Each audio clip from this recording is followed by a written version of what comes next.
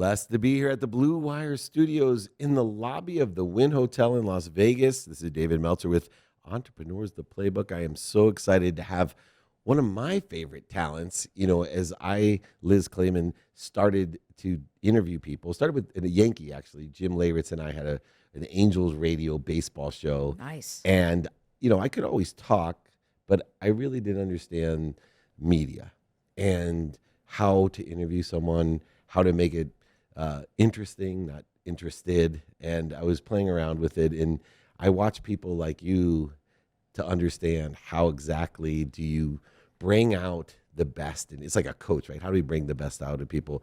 Where did your career start in communications? You really want to know? Yeah. 6th grade. Nice. My dad brings home the family's first video camera. I'm old, everyone.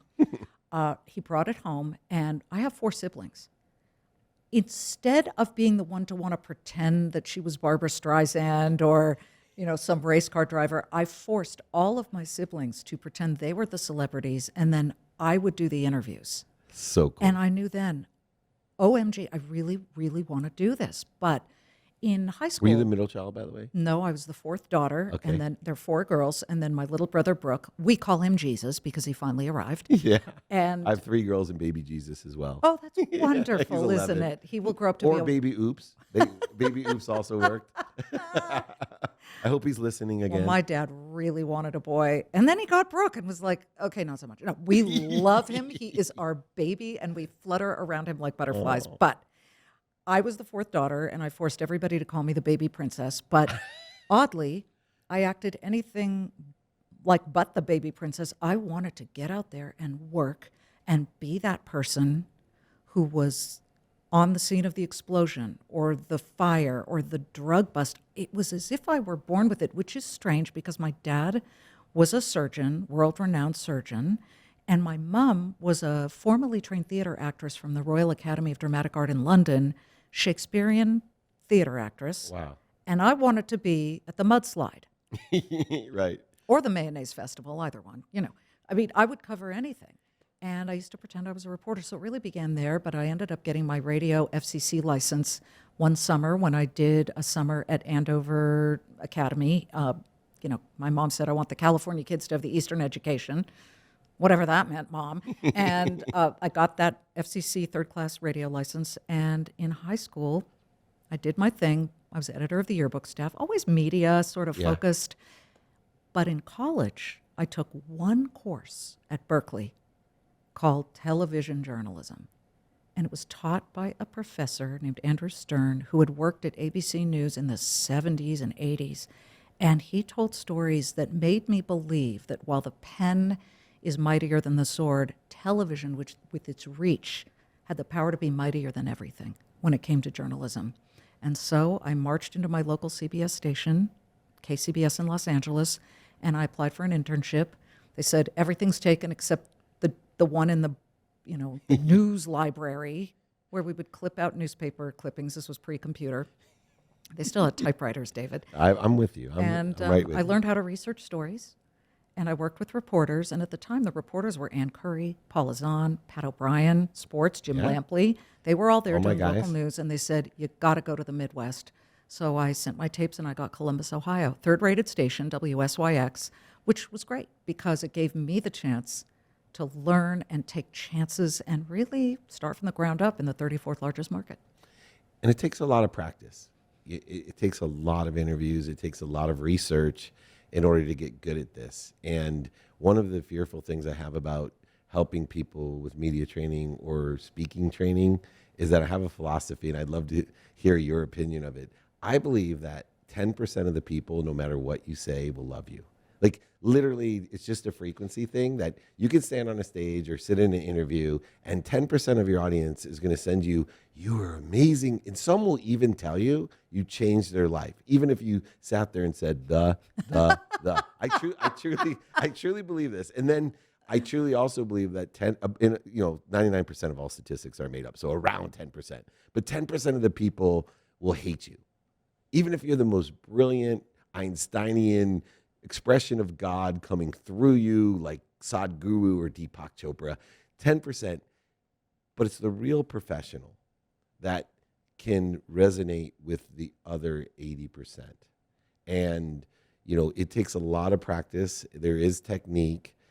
For you, what skills and knowledge did you gain in that level 3 market that helped you to understand how do I attract or how do I resonate with so many more people than just the natural 10%? Number one, I sucked at first. I Me was too. doing what I thought reporters should do, holding the microphone and saying, live from criminal courts, Elizabeth Claman, Channel 6 News. I mean, the voice, it was just so 70s, 80s, Anchorman. yesteryear, anchor speak. Yeah. And my first news director who hired me was a guy named Ron Bielik, who said to me after my I first thought you were day saying on Ron the- Burgundy, but it was Ron. Like, okay, good. Let me tell you, I've worked with enough of those guys. Yeah. He said to me after my first day, he pulled me in and he said, this is hilarious, I need you to fake sincerity more. What he meant was, you need to be way more relaxed and authentic. Now, is it natural to stare down a camera? No, but I thought to myself, I need to pretend each time that camera light goes on that I'm talking to my best friend and explaining it to them. Now, on top of all of that, you have to have your facts right. That's the number one issue. And as far as I'm concerned, it was something that I really wanted to get good at. It was not natural to start.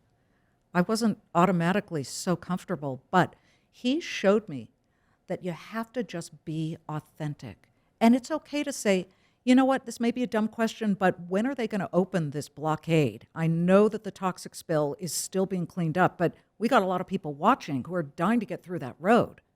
Just ask what you think the most people in the world would really want to know. They will respect you for that. However, there is that 10% who will always, David, the hate mail I've gotten through my career, I can't in imagine. Columbus, this is what I got. Your eyes are too green. Yeah. Okay, next. I stole gratitude from Gary Vee, so that was good. Gary Vee's great. Yeah, he's amazing. Yeah. It's interesting because we mentioned Ron Burgundy, and one of the industries where it's been most challenging for women is the media, especially in the newsroom. So there is some factual basis to the movie Anchorman and the discrimination and prejudice and manipulation and abuse that has occurred. And I've even seen it because blessed to be in the sports world, but many locker rooms in the 80s, 90s, 2000 of a different culture of seeing what was acceptable and what wasn't. But yet women like you have been able to provide opportunities for my 3 daughters who are in media, one at Indiana Media School, inspired by Sage Steele, one of my good friends, and just Sage amazing, is phenomenal. incredible. And ESPN, isn't she great? But you did have to face different challenges. How did you deal? Not just with haters today and hate meal. It's a different thing when it's your boss that's not giving you opportunity, or there was, I'm sure, some pats on the butt or some many comments that were not appropriate, especially today. Comments not appropriate. It was like water off a duck's back. Because there's so many. I would laugh at them and say, okay, what are you, 100? Like, go back to the caveman days. And I would just move on. Yeah. The problem becomes very serious when it is somebody above you lording your career over your own head. I will have to say, I am so thankful. I'm not sure lucky, because I think I had a lot to do with the vibe I put out, where that never happened to me. Every male and female manager I had, boy, were they tough. Some were outright hateful people. Mean. But they all totally mean. Yeah. Like, really? But I have screaming. However, they all wanted me to be the best I could be. Now, I have seen it happen. Obviously, I come from Fox, where we had a huge scandal with the man who founded it, Roger Ailes. I met one-on-one multiple times with Mr. Ailes. And there were times where I needed something from him. Like, I want this in my contract. But he looked at me. First of all, I never needed the job. I was coming from CNBC. They approached me. Right. The problem is, many people, women, men, they are hanging by a thread and they are dying for a job. And Listen, people who abuse and who harass, they can smell it. They're experts at it, whether it's Jerry Sandusky or some news manager. It's horrible. But in this case, I didn't need to, and in all the previous cases, I was just lucky not to run into those types of people. My only advice would be, and it's important to note that very strong people have been harassed, okay? So this isn't about, oh, I gave off the right vibe. If it is your boss or anybody who can control your career who is lording over you, you got to decide, I'm going straight to the top, I'm going to complain, I'm going public. Immediately. I'm going public, or I'm leaving. Okay, the last choice is not very often an option. People need jobs. In broadcasting, there's so few and far between. Yeah. And so, in my opinion, some of the best things that have happened are the stories at ABC News and the stories at NBC. You know, some of these people, contributors, talent. You can't be a caveman, and you can't try those kinds of things. I do think there's too much of a woke atmosphere now, to the point where people are losing their jobs simply because they just didn't know any better, or they're just like insert right foot into mouth. Horrible. But I think we need to get back to the center on this, because it's getting a little crazy. And it's difficult, right, to reconcile that. And it's so difficult. I tell people all the time, one of the best things I actually learned in this studio from a young Las Vegas Raider. And we were talking about the John Gruden issue when he quit or retired or got fired, whichever they say. But he still respected John for giving him an opportunity to play, and he wouldn't be here. But he said something really interesting that I love. John Gruden needs to unlearn a lot of things. And I think we have to give some credence and credibility, especially to some older white middle-aged men that have really great intentions, that say stupid shit. Excuse my language, right? But, I am one of those people, and, I get confused sometimes. I'll give you an example. I was with my children, and there was a game when I was little in Ohio called Smear the Queer. And I never thought of what that word meant. It just never even passed my mind. And so as I became older, I said to my kids, oh, you guys want to play Smear the Queer? And they went, especially my oldest, who's hyper liberal, that went to Tulane, where I went to law school, right? She's about to cancel me, and I was like, what did I say? And I got totally nervous, because I want to be a good father and a good representation for everyone. And they said, Dad, you can't say that. So you unlearn. What did I say? So I had to unlearn that. And then what makes it more confusing, I have the vice president of YouTube, who now has a show called Queer is Acceptable. And I asked her to explain. And so I asked her, how do I deal with this? And she said, you need to ask people what's appropriate. Do you call them Black or African American? Or, because when I grew up, you call people African American. I've represented Warren Moon. He's my business partner, Jackie Robinson, the Clemente family. The list will go on and on. It's a big issue for me for equity and inclusion for races. And I don't want to be offensive, but I'm terrified because of, where people can misinterpret my intention. Well, my husband and I often do accents. And we were doing an Asian accent, and my oldest, she's my only daughter, she's at Syracuse, the Newhouse School of Communications. Wow. And she blurts out, that's unacceptable. I said, what, were you going to tell Rich Little that he can't do accents? Like, I'm sorry, give me a break. However, with your example, yes, we need to unlearn that. Yeah. My mom used to call little people midgets. I said, Mom, you can't do that anymore. Yeah. Bless her heart. May she rest in peace. You've got to evolve. It still hurts my feelings when people call me a little person, though, I just have to tell you. But I'll tell you, we are all in a learning stage at this point. Yeah. And I think of a little bit of wiggle room and forgiveness. For example, I'm Jewish. I'm allowed to make fun of myself. I'm allowed to say, oh, God, that's so Jewish. My brother's a rabbi, so I'm with you. Oh, mazel. But, and I don't get offended if people in a sort of hilarious way will make those jokes. But you can't be smearing, people in a negative way. Learn, grow up, but maintain a little bit of, youth within your hilarity of all of this. But I mean, it's so much fun when Chris Rock makes fun of the African American community, but he's allowed.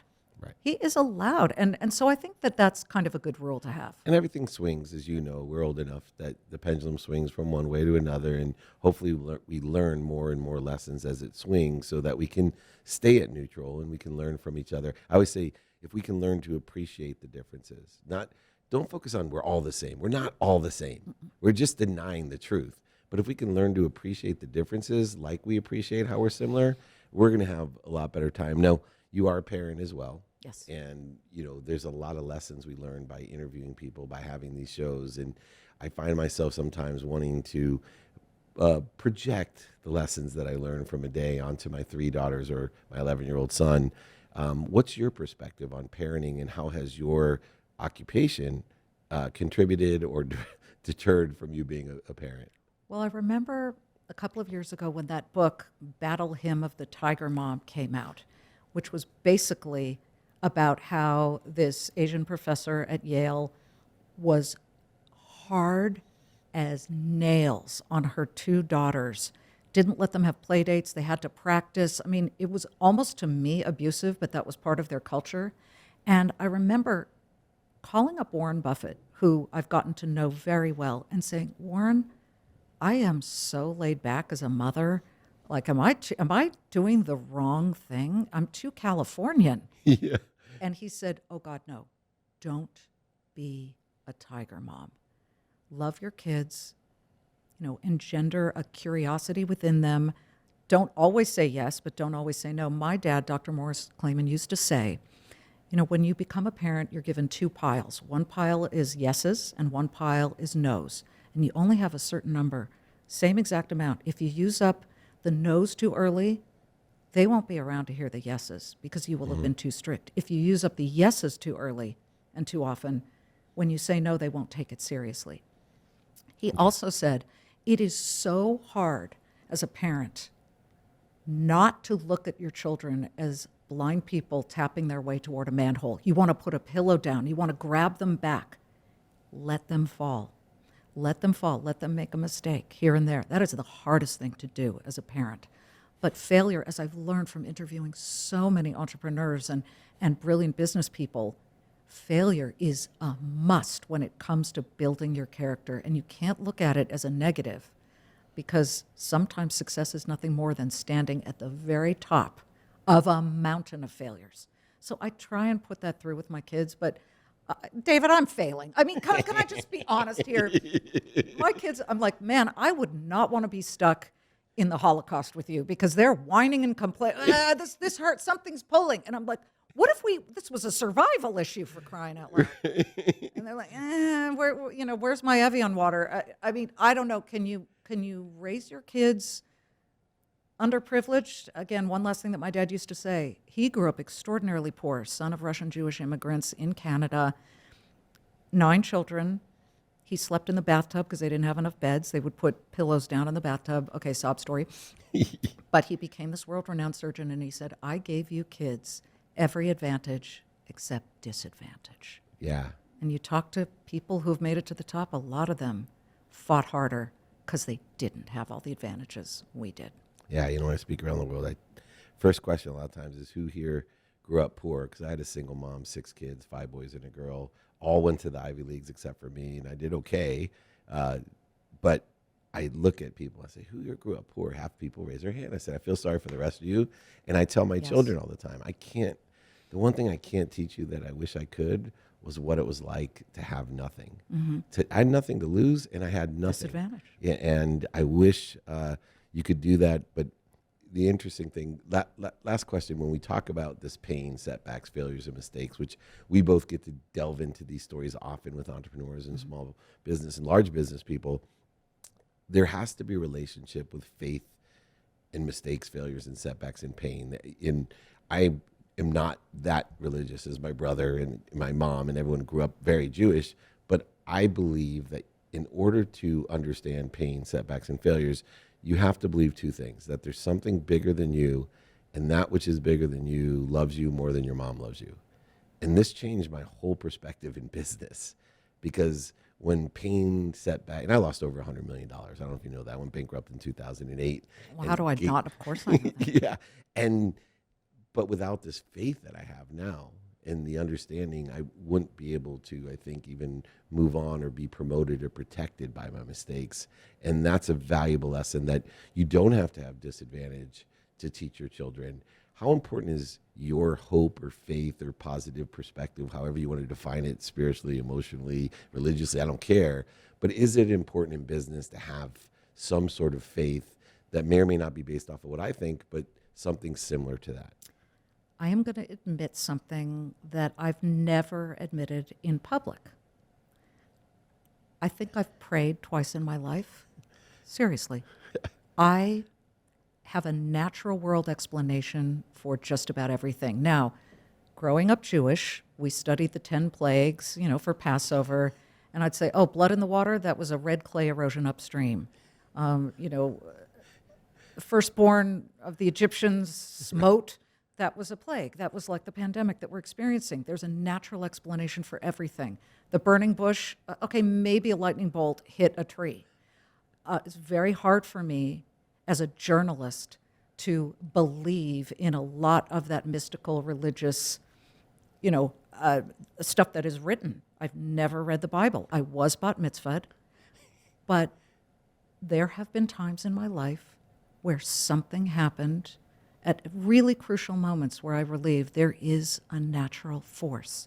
And I will go back to my brilliant father, who was a urologist. Okay, yes, Dick Doc to the stars, thank you. The similarities between you and my boy Jake, his dad is like the leading urologist now in Beverly Hills, and from Canada, grew up with nothing. Same, right. Incredible. And like I'm sitting there going, is your dad? You guys have the same dad? Yeah, pretty much. And Dad said he never believed in God, even though he was raised Orthodox, until he did his ophthalmology rotation. And he said, Liz, I studied the human eye and how an image comes in and goes through the retina and refracts and sends a message to the brain. And he said, it's too brilliant to have just randomly been created. So believe in a natural force if you don't believe in an omniscient and all-loving God. So I do, and one of the two times that I did pray, what I prayed for gave me guidance and pulled me out of a very, very painful time in my life. So that's a real sort of dodging question, but I'm telling you that's what you're dealing with here. I love it, and you are a wonderful interviewee and interviewer, and everyone has to check out, if they haven't, of course, the Fox Business Network show, the Claman Countdown. She has her own podcast as well, Liz Claman. Everyone talks to Liz Claman. I can't wait to go on that podcast, by the way, and I can't wait to do more content with you. I also have a TV show where I bring on extraordinary guests, so I'd love to have you join me for that as well. You're an incredible entrepreneur and inspiration, demanding that all three of my daughters watch you, because especially two of them who are interested in media, this is what the possibilities and probabilities can bring to you with a positive perspective and a good dad. So I want to congratulate your father, because he seems like I want to congratulate you as a good father to 3 girls and a son, and I will only say to all the listeners, never give up, tune out all the negative people in your life, and only listen to people who believe in you and your dream. I love it. That is beautiful. Great way to end here at the Blue Wire Studios in the Wynn in Las Vegas. The incredible Liz Claman. Thank you so much for joining me.